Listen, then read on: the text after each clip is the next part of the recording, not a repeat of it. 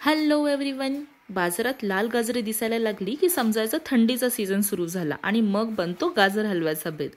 गाजर हलवा बनवण्यासाठी आपण बाजारातून आणलेली गाजरं स्वच्छ धुवून घेतली आहेत आणि त्याची साल काढून घेतोय.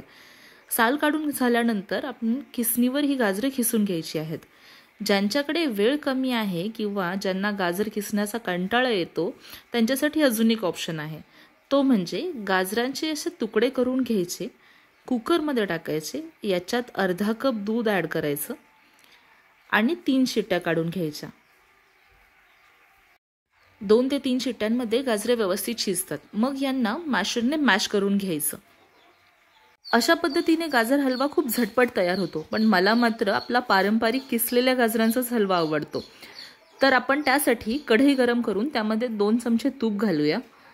तूप गरम झालं की मग त्याच्यामध्ये आपण ड्रायफ्रूट्स रोस्ट करून घ्यायचे आहेत. ड्रायफ्रूट्समध्ये मी काजू, बदाम आणि मनुका घेतलेत. तुम्हाला आवडत असेल तर तुम्ही पिस्ताही ॲड करू शकता. ड्रायफ्रूट्स व्यवस्थित रोस्ट झाले की छान सुगंध यायला लागतो. मग आपण याला कढईतून काढून घेऊयात आणि आता याच तुपात किसलेलं गाजर टाकूया. किसलेलं गाजर कढईत ॲड करून आपण याला 1 ते 2 मिनिटं कुक करून घ्यायचंय.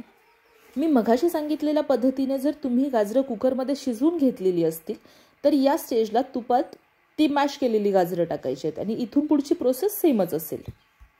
जितकं किसलेलं गाजर आहे त्याच्या अर्ध्या प्रमाणात आपल्याला दूध टाकायचं आहे. किसलेलं गाजर 2 कप असेल तर आपण 1 कप दूध आणि तितक्याच प्रमाणात साखर, म्हणजे जर 2 कप किसलेलं गाजर असेल तर 1 कप दूध आणि 1 कप साखर असं प्रमाण ठेवायचं आहे. आणि आता हे सगळं व्यवस्थित मिक्स करून त्याला झाकण लावून 4 ते 5 मिनिट व्यवस्थित शिजू द्यायचं. हलवा इतक्या प्रमाणात शिजला किंवा घट्ट झाला की मग आता आपण याच्यात ॲड करणार आहोत मावा, किंवा ज्याला आपण खवाही म्हणतो. अर्धा किलोच्या गाजराच्या हलव्याला अर्धा पाव मावा पुरेसा होऊन जातो. मावा ॲड करून आपण ह्याला व्यवस्थित मिक्स करून घेऊयात. आणि आता यात ॲड करूया रोस्ट केलेले ड्रायफ्रुट्स. थोडेसे ड्रायफ्रुट्स मी गार्निशसाठी बाजूला ठेवलेत. आणि आता यात ॲड करूया 1 चमचा वेलची पूड.